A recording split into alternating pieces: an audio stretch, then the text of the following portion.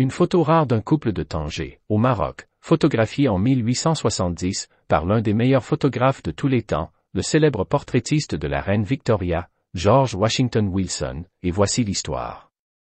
Cette photographie est extraite d'un album de voyage de M. Wilson, datant du 19e siècle.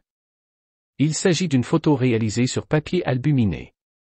La femme mise en valeur dans la photo porte un magnifique caftan en brocart, richement brodé et orné de lacade, une technique traditionnelle marocaine.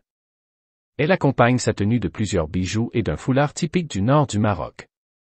Il est important de mentionner qu'elle porte également des babouches appelées balra, elles aussi finement brodées. Le monsieur, quant à lui, est vêtu d'un haïk traditionnel masculin, et tient dans sa main un instrument de musique nawa, appelé gimbri, qui est un luth à la caisse creusée, fabriqué à partir d'un bloc de bois. Cet instrument, d'une grande antiquité, continue d'être joué au Maroc. Il existe plusieurs types de gimbri, et celui représenté sur la photo est un gimbri lotar. Le couple se tient fièrement devant une majestueuse porte ouverte de part et d'autre, ajoutant une touche de grandeur à la scène. En harmonie avec le décor, un pot finement orné, muni d'un couvercle, ajoute une note de beauté et d'élégance à l'ensemble.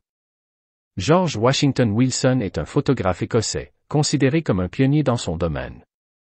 Après avoir étudié l'art à Édimbourg et à Paris, Wilson retourne dans sa ville natale d'Aberdeen en 1849, et y construit son premier appareil photo.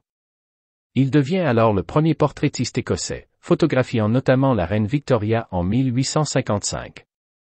Outre la création d'un appareil photo, son titre de pionnier écossais de la photographie est dû à l'amélioration des techniques de photographie en extérieur et à la production en masse de plaques photographiques, qu'il vend à plus d'un demi-million d'exemplaires en 1864.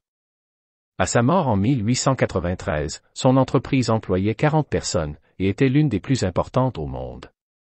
À la prochaine.